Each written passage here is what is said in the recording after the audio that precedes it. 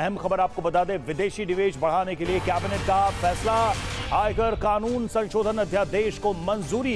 विदेशी निवेश पर कैपिटल गेन्स टैक्स खत्म करने की तैयारी।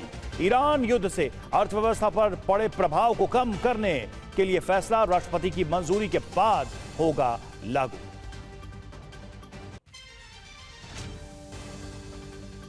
आनंद प्रकाश पांडे हमारे साथ, हमारे संवाददाता जुड़े हुए हैं। आनंद, जानना चाहेंगे आपसे कि ये फैसला क्या है और ये कैसे निवेशकों के फायदे की बात हो सकती है।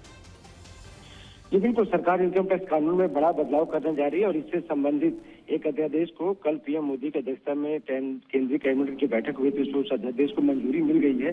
और ये जो अध्यादेश है, इससे जो भारतीय बाजार जो है मजबूत होगा। दरअसल सरकार ने इस अध्यादेश के जरिए जो विदेशी पोर्टफोलियो निवेशक है, उनको सरकारी बॉन्ड से जो उनको कमाई होती है उस पर टैक्स माफ करने का फैसला किया है।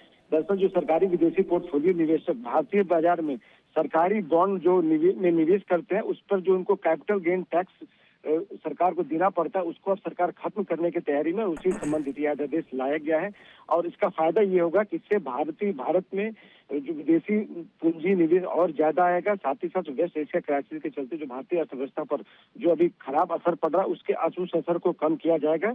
और साथ ही साथ भारत का जो शेयर बाजार है, उसमें भी उछाल देखने को मिलेगा। अब यह अध्यादेश कल कैबिनेट की इसको मंजूरी मिल गई है। अब राष्ट्रपति की मंजूरी मिलने के बाद ही यह अध्यादेश जो है लागू हो जाएगा।